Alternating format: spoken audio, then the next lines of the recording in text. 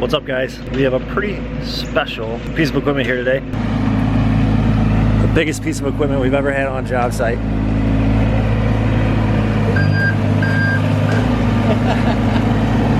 Almost looks like a little toy.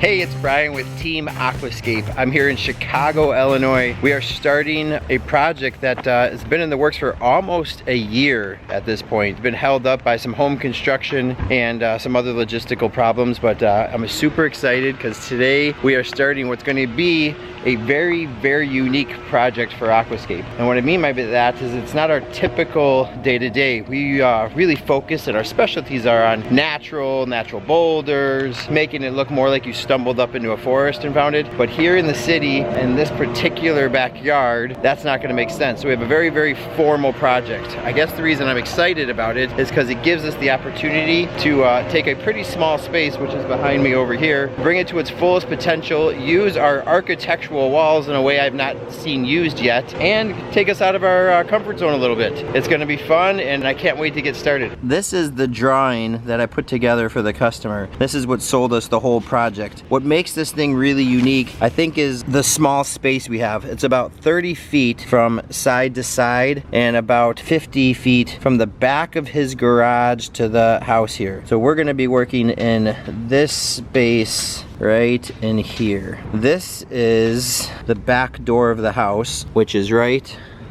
there. This area here is the back of the garage, and this is the foundation for the garage right here. The idea is if you walked out of the back of the house, there'd be this outdoor kitchen right here. This is a big porcelain patio that's going to cantilever out over the water. These right in here are going to be our architectural walls pouring into the pond. On the back side of our architectural walls is a sunken fire pit. The walls come up high, so you won't be able to see the fire pit from the patio side.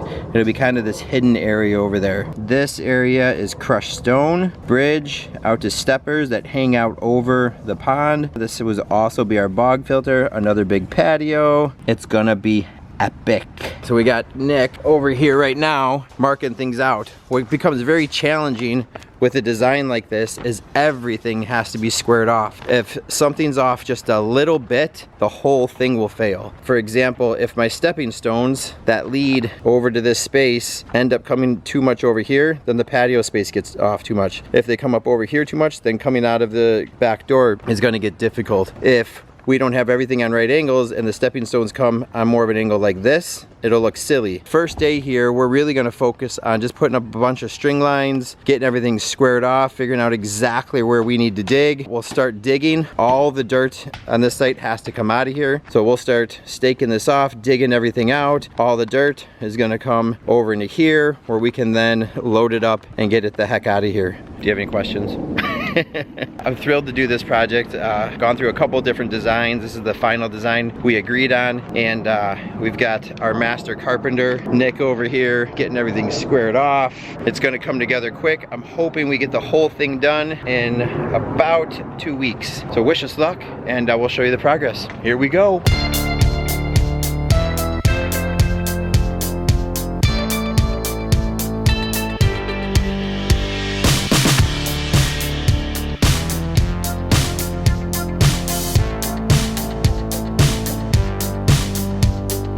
Alright guys, so it's about 4 o'clock in the afternoon. We have most of our major excavation done. Basically you can see Matt walking around down here in the future side of the pond. So we came in and got all this leveled off, basically within a 1/4 inch, which is more than enough for what we need. Our straight stack slate walls are going to go along this edge here, and then that edge following that string line basically back. And behind that will be a fire pit. It'll kind of feel like a sunken area with those walls sticking out probably 3 to 4 feet high above water. We actually have to build this wall, and then the wetland filtration system is going to sit inside that within the pond itself. Basically right here we're going to have steps, a bridge going across this, very formal steps that go across this and lead to that back area where that sunken fire pit's going to be right in that area there. Again, we'll have our stack slate walls that kind of block that area off, kind of give it a sunken feeling. for a fire pit. Again, you can kind of see all these paint lines, very geometric shapes. It's a lot of measuring. Basically, we're in a string line, like I was showing you earlier, off of this side of the house. So that is actually perfectly straight, going all the way back to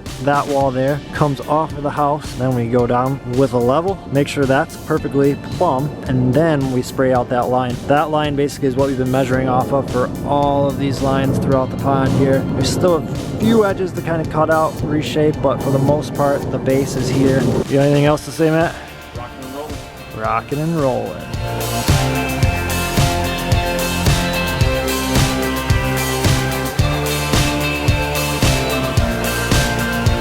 So basically, as you guys can see, we dug all these trenches right here, and those trenches basically represent the footprint of all of our retaining walls that are going in, or our techo block walls. It's gonna be a stacked blue stone. It's actually right beneath me here. And then on this wall here and following around this corner here, we're gonna have our stacked slate walls. And those are gonna be virtually as high as they are now. And those will sit in the trench as well. And then we're actually gonna fill those up with either gravel or stone. We haven't really decided yet, but just to help kind of keep those in place, keep them from wanting to fall over for any reason in the future. Again, behind that, you can see now that we have those walls up there, behind that is gonna be that fire pit that we were talking about yesterday. So you can see how closed off that's gonna feel once we get all these walls into place. What Brian's painting out right now is where our wetland filtration system is going to go, and basically we have to actually build a wall up for that, which I think we forgot to do a couple trenches right there, which is just what Brian was painting out. So we'll have to come in and just dig 2 more trenches right here to set our wall stone in to actually build our wetland filtration system up. So then we'll have kind of right where Brian's at actually is going to be a snorkel, and then our centipede is going to come right where he's walking. Obviously on top of that will be our aqua blocks, and then we'll have our different layers of aggregate going up throughout that, and that will filter the water and give a good home for beneficial bacteria. Other than that, feels like it's been a pretty slow couple days, but it's a super tedious project, which I'm not mad about at all. I like all the angles, all the math, like I was saying yesterday, but it's just time consuming, and that's what it comes down to. So you got anything else to end today with, Brian? I think you said it best earlier that the more time we spend getting all this right, the easier everything will go. And so once we get our liner in here and then get our stone chips as the base, once we get that base course set all the way around this is going to go in really, really fast. Having this set up and everything's square, and you spent, you know, a good couple hours today just running string lines, making sure everything's square, because if it's not square, it's going to look really weird against the house. Yeah. And so yeah, we spend a lot more time on prep work on something like this than we ever would with a like one of our more natural builds, but it's going to give us a completely different look, and I'm just super excited to see it all come together. This is going to be cool. We're using it to rock in a section of the pond, plus then to have that water drip down this way and back over in here. I love these, you know, we're going to have these big stepping stones going right across the top of the bog and then come over to the bridge, you know, with the koi swimming underneath us. It's a deep pond, almost 3 feet deep, and there's a lot of room for these fish to swim around in here. Tons of circulation, and we've got it set up kind of on autopilot with, like, he won't have to shut much down. I'd love him to actually leave one of these walls running in the winter just to see what happens. So there you have it, everybody. I told you we would have a surprise visitor today, and he kind of showed up and he kind of didn't. So, and this is the first time he's actually on film all today, so good for both of us, right? He said it best. This is an awesome project. We're both really excited to see it through, and other than that, we'll catch you up tomorrow.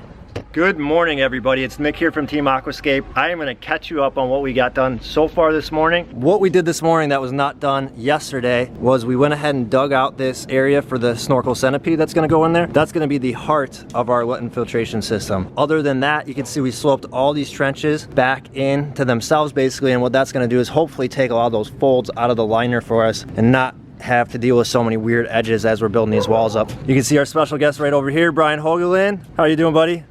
He's been a huge help this week for us. You can see Matt and Eli are out there getting fabric cut, so we are trying to blow on all cylinders here to get this thing pumped out before the rain comes tonight, because we don't want to fill our whole sand pit with water. That's what we got going on. I'll catch up with you when the liner's going in. So just like every other job, we have our geotextile underlayment going in right now. That is going to do 2 things for us. It's going to kind of disperse the weight of the water once this rubber EPDM liner goes in, and it's also kind of cheap insurance, right? So we're going to protect that liner from any of the little rocks and stuff that we're not able to grab before we get this stuff in. So right where Brian and Connor are digging right here is our pondless vault. So basically, because we're running so much water through these walls, we need to be able to pull as much water through this vault as possible. And with the skimmer that we currently have, we're not going to be able to pull enough water through that weir door opening. So basically what we're doing is we're coming in here and we are putting this pondless vault, which will house our pumps for the walls, these stacked slate walls, and we'll have 2 aqua blocks that sit right on top of that at the ground level of the pond. And so that'll be able to suck as much water as we need to push through these walls without having a limiting factor of that weir door.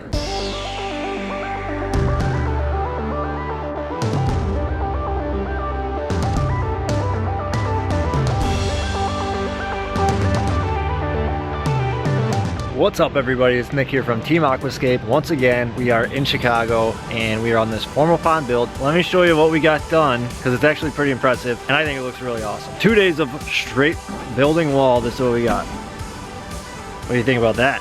Just kidding. So that's obviously the one end of our wall. But we do have a fair amount done. We actually are just about to run out of wall blocks here. So you can see this wall